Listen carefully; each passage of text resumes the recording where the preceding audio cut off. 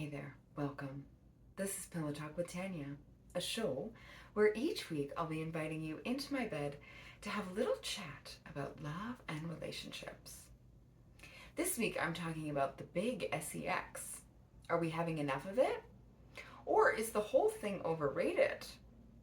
And what happens when you and your partner have different levels of interest? Are we having enough of it? I've found in my relationships, anyways, that at the beginning, you're having plenty of it, maybe too much. And slowly over time, it dwindles down to sometimes complete droughts. I've gone through weeks, months, years, even. And trying to bring it back to the beginning, so trying to rekindle that spark, is a challenge. I have tried. I have consciously tried when I have noticed that, it's gone on too long, it's starting to be an issue.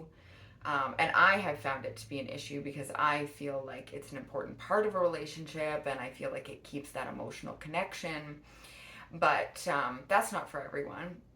But I've gone through droughts and I've been like, this is a problem, this needs to be fixed. And so I've tried to rekindle it and it is awkward. It's a challenge. It's really hard. You have to really, really try. And often it doesn't work. It's insurmountable. You end up just deciding to give up and you ride out the drought until the relationship ends. I'm not saying that's how that's going to go for everyone, but that's how it's gone for me. And so I think once you get to the drought, for me personally, it's a write-off. So trying to keep that initial spark going would be much better. But I think the reason that has gone that direction is because I've lost trust in my partner.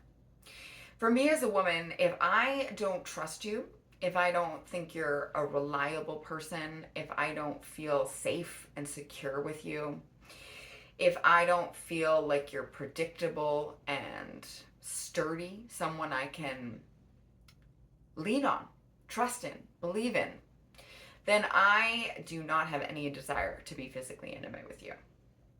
And that's usually what has caused the issue for me, is that for whatever reason, I've lost trust in you. I've stopped feeling safe. I've stopped feeling secure in this relationship, and therefore it is impossible for me to be physically intimate. So then, because we're not being physically intimate, the emotional connection goes out the window, and then, slowly but surely, you go down that slippery slope all the way to destruction. But if otherwise,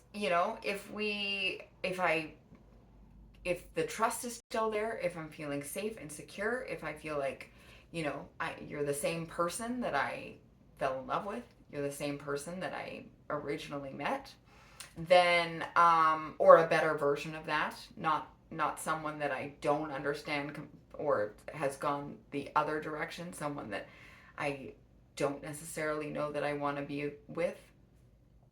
As long as you're just as good or better than you were originally, then I should want to be intimate with you, and that should keep our emotional connection going, because there's these fabulous chemicals that are released in your brain when you are physically intimate, and it helps you stay connected to your partner. Suddenly you're a lot more understanding, you're a lot more patient, you're a lot more into them. And those bids for connection that are so important in a relationship, a bid for connection is when your partner reaches out to you in some way, like says like, hey, look at this bird out the window, or look at this thing on my phone, or they want to tell you a story. Those bids for connection, they're super important. It's detrimental when we shut them down. It's detrimental when we ignore them. But I'm much more inclined to want to know what you have to say or want to look at what's on your phone when I'm feeling emotionally connected to you, when I have those chemicals running through my brain, when I'm feeling like we have this special bond, like I'm into you. I'm much more inclined to want to stop what I'm doing and come over and be like, oh, that is cool, right? So it's sort of like a revolving door. If I feel safe and secure and we're being intimate, then we're going to feel emotionally connected, and that's going to change the way I interact with you. It's going to be more positive. I'm going to be more understanding and more patient and more lovey dovey and more cutesy pootsy. And that's all going to be better. And if we can maintain that regularly, like the couples, I know some couples that never go more than a week without it, which is fantastic. I think that gives you a huge advantage. I think you can definitely make it the long haul if you can keep that up because you're keeping that revolving door going, right? But what if you and your partner have different levels of interest? I mean, some people would like it 3 times a day, some people want it twice a year, and that is what it is. It's just different people with different levels of interest, right? I don't know. They say that if you're too far apart, if you're the type of person that wants it 3 times a day and your partner's one that wants it once a year, they say that that has a low level of success rate. That you really should just find someone with a more similar level of interest. They say that it can be really hard for those two people to find somewhere to meet because they're on such far ends of the spectrum. One's like crazy, 3, 4 times a day, and one's once a year. Like how are we going to connect those dots, right? And that can be just an unfortunate circumstance. I mean, maybe it's like one of you wants kids and one of you doesn't. It is what it is. Like, what are you going to do about that? It just doesn't work. But if you're closer together, you can usually compromise, right? One person's like, maybe once a month. The other person's like, once a day would be nice. I'm sure you can meet in the middle on that, right? That's not too far apart. And when you meet in the middle, you should hopefully try to keep that consistent. Like if you agree to twice a month, then you can hopefully keep that twice a month going. And there's lots of great ways to keep these things going. In fact, on Instagram, there's lots of couples with accounts that are teaching people how to do this. So if you are struggling in that department, I recommend watching some of these couples on Instagram. They have great ideas. They talk about ways to initiate. They talk about ways to spark interest throughout the day to get the foreplay started even before the foreplay starts. They explain how it works differently for men and women. Just great stuff. So definitely look on Instagram or online. There's loads of resources out there and tips and tips and tools on how you can keep this going if it's not natural and if you're facing that issue. Because I really do think that once you get into that drought, it is so difficult to bring it back. It's a really big challenge. So you really do want to try and avoid that. And try to figure out the root cause of that drought, I think. Like for me, as I was saying, the root cause of my droughts was definitely that I felt unsafe. I didn't feel like my partner was a safe person anymore. I didn't understand them anymore. They had changed, or maybe I just didn't really know them that well from the beginning, and it just didn't feel safe. So I stopped wanting to connect with them in that way. So I think that's an important thing too, is get to the bottom of why the drought happened. What's the cause of it?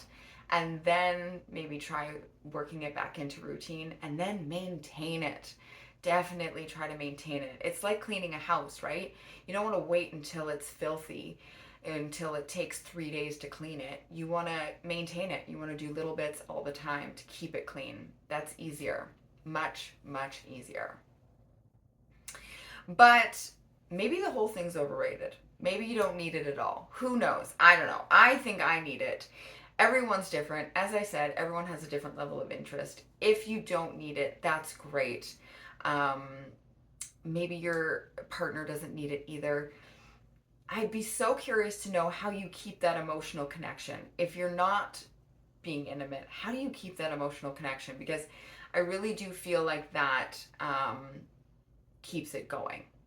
If without that, I'm just going to start, losing interest in you and what you have to say and what you're all about. I'm probably going to be pretty snippy and pretty grumpy and impatient, and I'm just not going to be as into you. So, how do you replace that in another way? I'd be curious to know. There's got to be ways. I'm sure there's got to be ways. So please share if you know how other ways to keep that emotional connection other than physical intimacy. Um, I'd love to hear.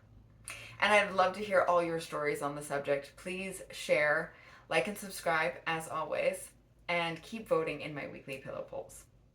Thanks again for watching, and I'll see you back in my bed next week.